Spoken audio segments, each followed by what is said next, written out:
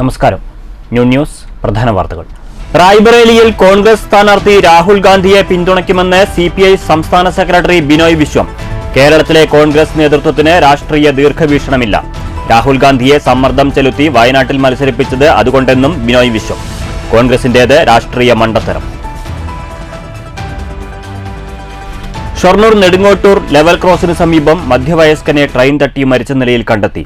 മരിച്ചത് ഷൊർണൂർ പരുത്തിപ്ര വാഴയിൽ വീട്ടിൽ 55 വയസ്സുള്ള ശശികുമാർ. മൃതദേഹം കണ്ടെത്തിയത് ഷൊർണൂർ നിലമ്പൂർ റെയിൽവേ ട്രാക്കിനരികിൽ. ഹരിതവും തെളിനീരുമില്ലാതെ മലമ്പുഴ. സഞ്ചാരികൾക്ക് കാഴ്ച വിരുന്നൊരുക്കുന്ന ഡാമും കവയും വെയിലേറ്റുവാടി. പാലക്കാട് നഗരസഭയിലും സമീപ പഞ്ചായത്തുകളിലും കുടിവെള്ള പ്രതിസന്ധി രൂക്ഷം. ഡാമിനോട് ചേർന്ന പ്രദേശങ്ങളിൽ വരെ കുടിവെള്ള വിതരണം ടാങ്കർ ലോറികളിൽ. മലമ്പുഴയിൽ അനുഭവപ്പെടുന്നത് കഴിഞ്ഞ 10 വർഷത്തിനിടയിലെ ഏറ്റവും രൂക്ഷമായ വരൾച്ച. ജാതി സർട്ടിഫിക്കറ്റിനായി അലച്ചിൽ തുടങ്ങിയിട്ട് അരനൂറ്റാണ്ട്. ദേശമംഗലത്തെ ഒരു കുടുംബം ഇന്നും നിയമ പോരാട്ടം തുടരുന്നു. അധികാരികൾ കണ്ണു തുറക്കുന്നതും കാത്ത് ദേശമംഗലം തലശ്ശേരി ഉണ്ണിക്കുന്ന് കോളനിയിലെ 65 വയസ്സുള്ള പാണ്ഡ്യന്റെ 25-അംഗ കുടുംബം. വാർത്തകൾ വിശദമായി. റായ്ബറേലിയിൽ കോൺഗ്രസ് സ്ഥാനാർത്ഥി രാഹുൽ ഗാന്ധിയെ പിന്തുണയ്ക്കുമെന്ന് സിപിഐ സംസ്ഥാന സെക്രട്ടറി ബിനോയ് വിശ്വം. കേരളത്തിൽ കോൺഗ്രസിനെ നയിക്കുന്നവർക്ക് രാഷ്ട്രീയ ദീർഘവീക്ഷണമില്ല. അതുകൊണ്ടാണ് രാഹുൽ ഗാന്ധിയെ സമ്മർദ്ദം ചെലുത്തി വയനാട്ടിൽ വീണ്ടും മത്സരിപ്പിച്ചത്. കോൺഗ്രസിന്റേത് രാഷ്ട്രീയ മണ്ടത്തരമാണെന്നും ബിനോയ് വിശ്വം പാലക്കാട്ട് പറഞ്ഞു. കോൺഗ്രസിന്റെ രാഷ്ട്രീയ എതിരാളി BJP ആണെന്ന സത്യം മറന്നുകൊണ്ടാണ് രാഹുൽ വയനാട്ടിൽ മത്സരിച്ചതെന്നും ബിനോയ് വിശ്വം മാധ്യമങ്ങളോട് പറഞ്ഞു. ഇപ്പോഴത് തിരുത്താൻ തയ്യാറായിരിക്കുന്നു. അതുകൊണ്ടാണ് രാഹുലിനെ BJPക്കെതിരെ പിന്തുണയ്ക്കുന്നതെന്നും ബിനോയ് വിശ്വം പറഞ്ഞു. ഇന്ത്യ സഖ്യത്തിൻ്റെ ഭാഗമായ കമ്മ്യൂണിസ്റ്റ് പാർട്ടി റായ്ബറേലിയിൽ രാഹുൽ ഗാന്ധിയെ പിന്തുണന്നു. കാരണം കമ്മ്യൂണിസ്റ്റ് പാർട്ടിക്ക് രാഷ്ട്രീയമുണ്ട്. അതേസമയം കേരളത്തിലെ കോൺഗ്രസ് പാർട്ടിക്ക് രാഷ്ട്രീയമില്ല. ഞാൻ പറയുന്ന വാചകം തെറ്റിപ്പോവല്ല പ്ലീസ്. കേരളത്തിലെ കോൺഗ്രസ് പാർട്ടിക്ക് രാഷ്ട്രീയമില്ല. കേരളത്തിലെ കോൺഗ്രസ് പാർട്ടി അന്ന് ഞങ്ങൾ പറഞ്ഞു, കേരളത്തിലെ കോൺഗ്രസ് പാർട്ടി നയിക്കുന്നവർക്ക് രാഷ്ട്രീയ ദൂരക്കാഴ്ചയില്ല.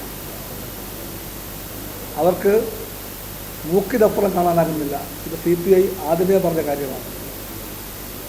അതുകൊണ്ടാണ് രാഷ്ട്രീയത്തിൻ്റെ ഒരു വെളിച്ചവുമില്ലാത്ത രീതിയിൽ കേരളത്തിലെ കോൺഗ്രസ് രാഹുൽ ഗാന്ധിയെ പോലെ ഒരാളെ നിർബന്ധം ചെലുത്തി വയനാട്ടിലേക്ക് മത്സരിക്കാൻ വേണ്ടി പറഞ്ഞയച്ചത്.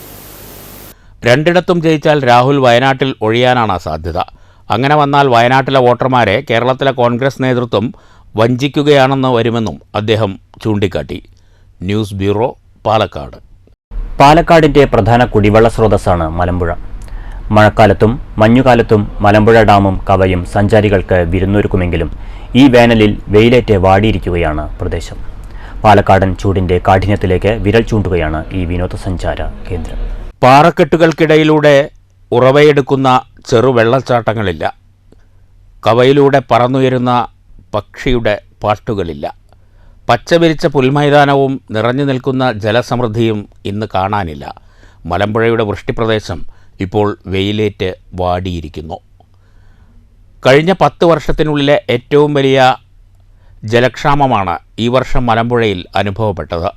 ഒരു മാസം 2.5 ദശലക്ഷം ഘനമീറ്റർ വെള്ളം വിതരണം ചെയ്യേണ്ട മലമ്പുഴയിൽ നിന്ന് ഇന്ന് ചെറുപഞ്ചായത്തുകൾക്ക് പോലും വെള്ളം വിതരണം ചെയ്യാനാകാത്ത അവസ്ഥയാണ്. കുടിവെള്ളത്തിന് മലമ്പുഴയെ ആശ്രയിക്കുന്ന പാലക്കാട് നഗരസഭയും 6 പഞ്ചായത്തുകളും ഇതോടെ ആകെ പ്രതിസന്ധിയിലായി. വേനൽ മഴ ലഭ്യമാകാത്തത് വലിയ തോതിൽ മലമ്പുഴയുടെ കുടിവെള്ള വിതരണത്തെ ബാധിച്ചു. മലമ്പുഴ ഡാമിനോട് ചേർന്നുള്ള പ്രദേശങ്ങളിൽ വരെ ഇപ്പോൾ ടാങ്കറിൽ വെള്ളമെത്തിച്ചാണ് കുടിവെള്ളം വിതരണം ചെയ്യുന്നത്. നാടിൻ്റെ ദാഹമകറ്റാനായി ഒരു വേനൽ മഴയ്ക്ക് വേണ്ടി കാത്തിരിക്കുകയാണ് ഇന്ന് Malampuzha. News bureau, Palakkad. Shoranur Nedungottur level ക്രോസിന് സമീപം മധ്യവയസ്കനെ ട്രെയിൻ തട്ടി മരിച്ച നിലയിൽ കണ്ടെത്തി. ഷൊർണൂർ പരുത്തിപ്ര വാഴയിൽ വീട്ടിൽ 55 വയസ്സുള്ള ശശികുമാറാണ് മരിച്ചത്. ഷൊർണൂർ നിലമ്പൂർ റെയിൽവേ ട്രാക്കിനരികിലായിരുന്നു മൃതദേഹം. ഇന്നലെ രാത്രി വീട്ടിലേക്ക് പോകുന്നതിനിടെ ട്രെയിൻ തട്ടിയതാകാമെന്നാണ് നിഗമനം. ഷൊർണൂർ നിലമ്പൂർ റെയിൽവേ ട്രാക്കിലാണ് പഴയ നെടുങ്ങോട്ടൂർ ലെവൽ ക്രോസിന് സമീപം മൃതദേഹം കണ്ടെത്തിയത്. കൂലിപ്പണിക്കാരനാണ് മരിച്ച ശശികുമാർ. ഇയാളുടെ അരയിൽ നിന്ന് മദ്യക്കുപ്പി കിട്ടിയിട്ടുണ്ട്. മദ്യലഹരിയിലായതിനാൽ ട്രെയിൻ തട്ടിയതാകാമെന്ന് പോലീസ് പറഞ്ഞു. തലയുടെ പുറംഭാഗം ആഴത്തിൽ പൊളിഞ്ഞതായും കാലിൽ മുറിവുള്ളതായും പോലീസ് പറഞ്ഞു. മൃതദേഹം ഒറ്റപ്പാലം താലൂക്ക് ആശുപത്രിയിലേക്ക് മാറ്റി. പോസ്റ്റ്മോർട്ടം നടപടികൾക്ക് ശേഷം മൃതദേഹം ബന്ധുക്കൾക്ക് വിട്ടുകൊടുക്കും. വിവരമറിഞ്ഞ് ഷൊർണൂർ റെയിൽവേ പോലീസ് സ്ഥലത്തെത്തിയിരുന്നു. തുടർന്ന് ഇൻക്വസ്റ്റ് നടപടികൾക്കായി ഷൊർണൂർ പോലീസിന് മൃതദേഹം കൈമാറി. ബിന്ദുവാണ് മരിച്ച ശശികുമാറിൻ്റെ ഭാര്യ. മക്കൾ ഷിബു, വിഷ്ണു, മരുമക്കൾ സരിത, അനാമിക. വിവരമറിഞ്ഞ് നഗരസഭാ ഡെപ്യൂട്ടി ചെയർപേഴ്സണും സ്ഥലത്തെത്തിയിരുന്നു. News centre, Shoranur. ജാതി സർട്ടിഫിക്കറ്റിനായി അരനൂറ്റാണ്ടുകാലമായി പോരാട്ടം നടത്തുകയാണ് ദേശമംഗലത്തെ 25-അംഗ കുടുംബം. ദേശമംഗലം ഗ്രാമപഞ്ചായത്തിലെ തലശ്ശേരി ഉണ്ണിക്കുന്ന് കോളനിയിൽ സ്വന്തം ഭൂമിയിൽ വീട് വച്ച് താമസിക്കുന്ന 65 വയസ്സുകാരൻ പാണ്ഡ്യൻ, ഭാര്യ വെൻബ്, 7 മക്കളുമടങ്ങുന്ന കുടുംബമാണ് ജാതി സർട്ടിഫിക്കറ്റിനായി കഴിഞ്ഞ 50 വർഷമായി നിയമ പോരാട്ടം നടത്തുന്നത്. പാണ്ഡ്യൻ ചെറുപ്പത്തിൽ പിതാവ് രാമന്റെ കൈപിടിച്ച് തമിഴ്നാട് മധുരയിൽ നിന്ന് കേരളത്തിലേക്ക് വരികയും പിന്നീട് ഇവിടെ സ്ഥിരതാമസമാക്കുകയുമായിരുന്നു. ഇപ്പോൾ തനിക്ക് ഇത്ര പ്രായമായിട്ടും തൻ്റെ മക്കൾക്ക് ജാതി സർട്ടിഫിക്കറ്റ് ഇല്ലാത്ത വിഷമത്തിലാണ് ഈ അച്ഛനും അമ്മയും. ഹിന്ദു സമുദായത്തിലെ കുറുവൻ വിഭാഗത്തിൽ കഴിയുന്ന ഇവരുടെ മക്കൾക്ക് 35 വർഷങ്ങൾക്കു ശേഷം സ്കൂൾ സർട്ടിഫിക്കറ്റിൽ ജാതി നൽകുകയും തുടർന്ന് പല കാരണങ്ങൾ പറഞ്ഞ് ജാതി നിഷേധിക്കുകയും ജനിച്ച സ്ഥലത്തെ വില്ലേജിൽ നിന്നും കുടുംബത്തിൻ്റെ ജാതി സർട്ടിഫിക്കറ്റ് കൊണ്ടുവന്നാൽ മാത്രമേ അനുവദിക്കൂ എന്ന് പറയുകയുമാണ് ചെയ്തതെന്ന് പാണ്ഡ്യൻ പറയുന്നു. 1924 പിതാവിനൊപ്പം ഇവിടെ വന്ന പാണ്ഡ്യൻ്റെ അച്ഛനും അമ്മയും കേരളത്തിൽ വെച്ച് മരണപ്പെടുകയും പിന്നീട് കേരളത്തിൽ കഴിഞ്ഞ ഇവർക്ക് ജനിച്ച സ്ഥലമോ നാടോ ഒന്നും വ്യക്തമല്ല. കേരളത്തിൻ്റെ മറ്റു ജില്ലകളിൽ കഴിയുന്ന ഇവരുടെ കൂട്ടുകുടുംബങ്ങൾക്ക് അവിടുത്തെ ഭരണകൂടം ജാതി നൽകുമ്പോഴും നീതി നിഷേധത്തിൻ്റെ സാക്ഷികളായി മാറുകയാണ് ഈ കുടുംബം. SSLC പൂർത്തിയാക്കിയ ഇപ്പോൾ +2 പഠിക്കുന്ന മകൻ ഉണ്ണികൃഷ്ണന് തൻ്റെ SSLC ബുക്കിലെ ജാതി പോലും നിഷേധിക്കുന്നു. മകളായ വിനീത ജന്മനായുള്ള ഹൃദയ സംബന്ധമായ അസുഖം മൂലം തിരുവനന്തപുരം ശ്രീചിത്രയിൽ ചികിത്സയിലാണ്. സർട്ടിഫിക്കറ്റിൽ ജാതി രേഖപ്പെടുത്താത്തത് മൂലം സൗജന്യ ചികിത്സയും ആനുകൂല്യവും ഇവിടെ നിഷേധിക്കപ്പെടുന്നു. കൂലിപ്പണി ചെയ്തു വരുന്ന ഇവർക്ക് കുട്ടിയുടെ ചികിത്സയ്ക്ക് തന്നെ മാസത്തിൽ നല്ലൊരു സംഖ്യ വേണം. മുരളിയുടെ മറ്റൊരു മകൻ വിനീത് കുടുംബദാരിദ്ര്യം മൂലം ഭാര്യ സഹോദരിയുടെ തമിഴ്നാട്ടിലുള്ള വീട്ടിലാണ് കഴിയുന്നത്. ഞങ്ങൾക്കിപ്പോൾ ഒരു മാർഗ്ഗം ഇല്ല. ഞങ്ങൾക്ക് ജാതി സർട്ടിഫിക്കറ്റ് കിട്ടിച്ചാൽ ഞങ്ങൾക്ക് എന്തെങ്കിലും ഒരു അനുകൂല്യം കിട്ടും. ഞങ്ങൾ അന്നാട് കൂലിപ്പണിക്ക് പോയിട്ട് ജീവിക്കുന്നവരാണ്. അപ്പോൾ അങ്ങനെ ഒരു ജാതി സർട്ടിഫിക്കറ്റ് കിട്ടിച്ചാൽ ഞങ്ങൾക്ക് എന്തെങ്കിലും ഒരു അനുകൂല്യ മൂല്യം കിട്ടുക വെച്ചാൽ അത് ഞങ്ങൾക്ക് അത്രയും നന്നു. അല്ലെങ്കിൽ ഞങ്ങൾക്ക് ജീവിക്കാനൊരു മാർഗ്ഗമില്ല. ഞങ്ങൾ ഇനി എന്തെങ്കിലും കടന്നു ചെയ്യേണ്ട വരുന്ന ഗതികേടാണ് ഞങ്ങൾക്കുള്ളത്. കാരണം ഞങ്ങൾക്ക് എങ്ങനെയെങ്കിലും ഒരു ജാതി സർട്ടിഫിക്കറ്റ് തരണം. എന്നെ കൊണ്ട് കൂട്ടിയാൽ പറ്റില്ല. അധ്വാനിച്ചിട്ട് എൻ്റെ കുട്ടികളെ ജീവിക്കാൻ എന്നെ കൊണ്ട് കൂട്ടിയാൽ പറ്റില്ല. കാരണം എൻ്റെ കുട്ടിക്ക് കൊല്ലത്തിൽ 60,000-70,000 രൂപയുടെ ഗുളിക ഞാൻ മേടിച്ച് കൊടുക്കുന്നു. എൻ്റെ ആണുങ്ങളാണെന്ന് വെച്ചാൽ കാലം എപ്പോഴും ഒടിഞ്ഞിട്ട് ആ പ്രോസസ് കഴിഞ്ഞിട്ട് കിടക്കുന്ന ആളാണ്. അപ്പോൾ അത് കാരണം ഞാൻ ഒറ്റയ്ക്ക് പണിയെടുത്തിട്ട് വേണം എൻ്റെ കുടുംബം കഴിഞ്ഞ് പോകണമെങ്കിൽ. എൻ്റെ കുട്ടീനെ നോക്കാൻ പറ്റാണ്ടാണ് ഞാൻ തമിഴ്നാട്ടിൽ എൻ്റെ ബന്ധുക്കാരൻ്റെ വീട്ടിലെത്തിയിട്ട് പഠിപ്പിക്കുകയാണ്. ഇപ്പോൾ അവൻ 9ലേക്ക് കഴിഞ്ഞിന് 10ലേക്ക് ചേരണമെങ്കിൽ ജാതി സർട്ടിഫിക്കറ്റ് ഉണ്ടെങ്കിൽ അവന് സീറ്റ് കിട്ടുള്ളൂ. അവർ ജാതി സർട്ടിഫിക്കറ്റ് മേടിക്കണം പറഞ്ഞിട്ട് അവിടെ നിന്ന് ഫോം തന്നിട്ടുണ്ട്. നമ്മുടെ നാട്ടിലല്ലേ ആ കുട്ടി ജനിച്ച് വളർന്നത്. അവിടുത്തെ വില്ലേജിൽ പോയിട്ട് ആ കുട്ടിക്ക് ജാതി സർട്ടിഫിക്കറ്റ് മേടിച്ചിട്ട് വരുന്ന പറയുന്നത്. അവിടെ പോയി ചോദിച്ചാൽ എൻ്റെ ഭർത്താവിനെ കിട്ടിയിട്ട് വേണം എൻ്റെ മക്കൾക്ക് കിട്ടണമെങ്കിൽ.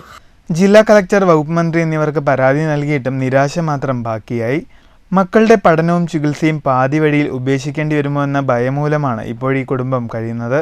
വാർഡ് മെമ്പർ ഇബ്രാഹിമിൻ്റെ നേതൃത്വത്തിൽ മനുഷ്യാവകാശ കമ്മീഷനും മുഖ്യമന്ത്രിക്കും പ്രധാനമന്ത്രിക്കും പരാതി നൽകാൻ ഒരുങ്ങുകയാണ് പാണ്ഡ്യനും കുടുംബവും.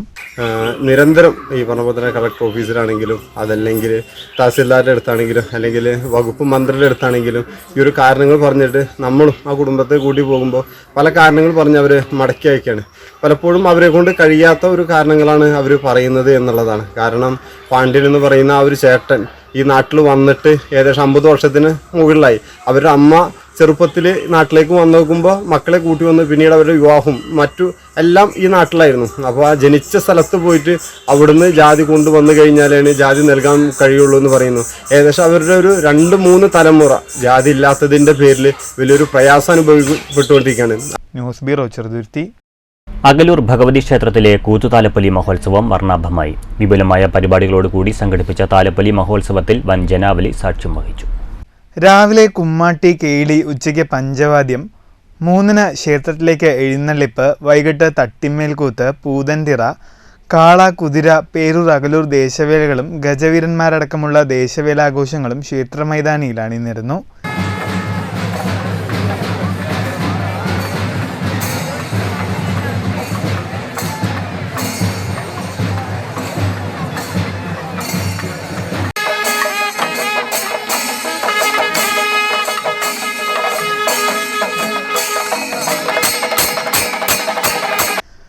തുടർന്ന് പഞ്ചവാദ്യം, പാണ്ടിമേളം, രാത്രി 9:30 ഡബിൾ തായമ്പക, ശനിയാഴ്ച പാണ്ടിമേളം, തുടർന്ന് കൂറ ഇറക്കലോടെയാണ് താലപ്പൊലി മഹോത്സവത്തിന് സമാപനമായത്. News bureau, Pathiripala.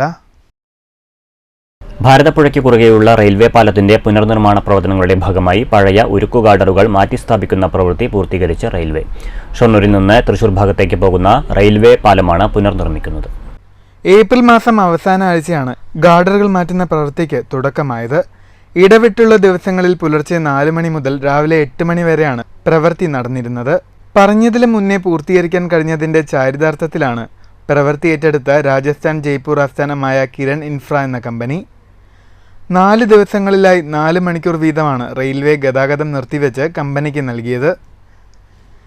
എന്നാൽ 3 ദിവസത്തിനുള്ളിൽ പ്രവൃത്തി പൂർത്തീകരിക്കാൻ കഴിഞ്ഞു. 8 മണിയോടെ പണി പൂർത്തീകരിച്ച് റെയിൽവേക്ക് കൈമാറുകയായിരുന്നു. 13 തൂണുകളിലായി 14 ഗാർഡറുകളാണ് മാറ്റി പുതിയത് സ്ഥാപിച്ചത്.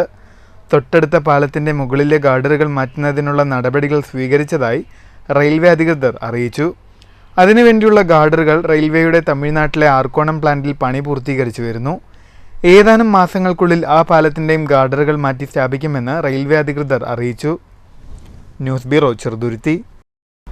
കൊയ്ത്തുകഴിഞ്ഞ പാടത്ത് വ്യത്യസ്ത പയർവർഗ്ഗങ്ങൾ വിളയിച്ച് ശ്രദ്ധ നേടുകയാണ് വല്ലപ്പുഴയിലെ യുവ കർഷകൻ സവാദ് കൊച്ചു. ഉഴുന്ന്, ചെറുപയർ, എള്ള്, കുറ്റിപ്പയർ എന്നീ ഇനങ്ങളുടെ കൃഷിയിലാണ് ഈ യുവ കർഷകൻ പൊന്നു വിളയിക്കുന്നത്. പുതുതലമുറയ്ക്ക് പരിചിതമല്ലാത്ത വ്യത്യസ്ത ഇനങ്ങൾ കൃഷി ചെയ്യണമെന്ന മോഹത്തോടെയാണ് വല്ലപ്പുഴ ചെറുകോട് സ്വദേശി സവാദ് കൊച്ചു ഇത്തവണ ഉഴുന്ന്, ചെറുപയർ, എള്ള്, കുറ്റിപ്പയർ തുടങ്ങിയ ഇനങ്ങളുടെ കൃഷി ഇറക്കിയത്. വല്ലപ്പുഴ 16-ാം വാർഡിലെ കൊയ്ത്തുകഴിഞ്ഞ പാടത്താണ് കൃഷി ഇറക്കിയത്. വല്ലപ്പുഴ കൃഷിഭവന്റെ സഹായത്താൽ ഉഴുന്ന്, ചെറുപയർ എന്നീ ഇനങ്ങളുടെ വിത്ത് ലഭ്യമായി.